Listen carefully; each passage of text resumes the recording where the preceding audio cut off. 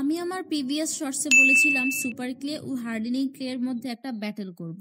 চলো দেখি কে উইন হয়। ক্লে এর নাম শুনলে প্রথমে আমাদের মাথায় আসে এই রঙিন রঙিন সুপার ক্লে এর কথা। এটা ইউজ করতে যেমন ইজি, দেখতেও অনেক সুন্দর, কিন্তু এগুলো দিয়ে কি বানাবো ভেবেই পাচ্ছিলাম না। তারপর ভাবলাম একটা স্ট্রবেরি ড্রিঙ্কের ট্রে বানাই। বর্তমানে এটা কিন্তু খুবই ফেমাস ও ট্রেন্ডি একটা ডিআইওয়াই। ট্রে বানানোর জন্য প্রথমেই এর বেসটা রেডি করতে হবে। তার জন্য আমি লাল রঙের একটা ক্লে নিয়ে এটাকে প্রথমে গোল করে তারপর স্ট্রবেরি শেপ দিব। কিন্তু এটাকে গোল করার পর কাজটার সাথে আঠার মতো এমন ভাবে লেগে গেছিল, উঠাতেই পারতেছিলাম না। আর উঠাতে গিয়ে পুরো শেপ নষ্ট করে ফেলছি। তারপর কোনো রকম ভাবে একটা স্ট্রবেরির শেপ দিলাম। আর এটা দেখতে যে কি অদ্ভুত লাগতেছিল। তারপর আমি স্ট্রবেরির পাতাও অ্যাড করি, কিন্তু এই পার্টটা কেন জানি রেকর্ড হয় নাই, জানি না। তারপর সাদা ক্লে দিয়ে ফাইনাল টাচ দেওয়ার পর আমার সুপার ক্লে দিয়ে বানানো ট্রে রেডি। এখন শুরু করব সবচেয়ে ইন্টারেস্টিং পার্ট, যেটা হলো হার্ডেনিং ক্লে।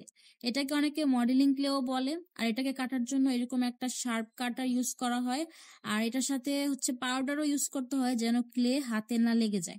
আমি হার্ডেনিং ক্লে দিয়ে প্রথম আজকে কাজ করব। আমি এর আগে জীবনও ধরিও নাই, আজকে কিনে আনছি। তার জন্য আমি ইউজ করতে একটু নার্ভাস ফিল করতেছিলাম। এটা পুরো একটা মাটির চাকের মতো। এমনিতে সফট আছে, কিন্তু আমি বুঝতেছিলাম না কিভাবে স্টার্ট করব। আর এটা একটু ভিজা ভিজাও লাগতেছিল ধরতে। তারপর আমার যতটুকু ক্লে দরকার আমি ততটুকু কেটে নিলাম। আর অবভিয়াসলি আমি এটা দিয়েও স্ট্রবেরি ড্রিঙ্কের ট্রেই বানাবো। আর এটা কাটতে অনেক মজা লাগতেছিল, এটা সফট তো এই জন্য। কিন্তু এটা শুরুতে দেখতে সফট মনে হলো, তারপর বুঝলাম যে এটা আসলে ততটা সফট না, একটু হার্ডও আছে। সুপার ক্লে এর তুলনায় এটা অনেক ডিফারেন্ট। আর বাকি ক্লেটা আমি এরকম এক টাইপের জিপলক ব্যাগে রেখে দিব যেন বাতাস না লাগে, কারণ বাতাস লাগলে পুরোটা শক্ত হয়ে যাবে। তারপর আমি রুটি যেভাবে বানাই ক্লেটাকেও ওই রকম ভাবে সেম ওয়েতে শেপ দিতেছিলাম। মনে হতেছিল যে পুরাই রুটি বানাইতেছি। আর একটু করে পানি দিয়ে ট্রেটার শেপ দিতেছিলাম। পানি ইউজ করতেছিলাম যেন টেক্সচারটা একটু স্মুথ হয় আর ইউজ করতেও যেন ইজি হয়। তাও আমার কাছে এটা অনেক টাফ মনে হইতেছিল, যেহেতু আমি প্রথমবার ইউজ করতেছি।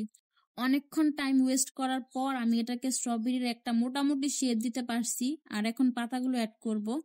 এখানেও আমি পাউডার পান ইউজ করতেছিলাম, যদিও এগুলো এখানে না ইউজ করলে হতো।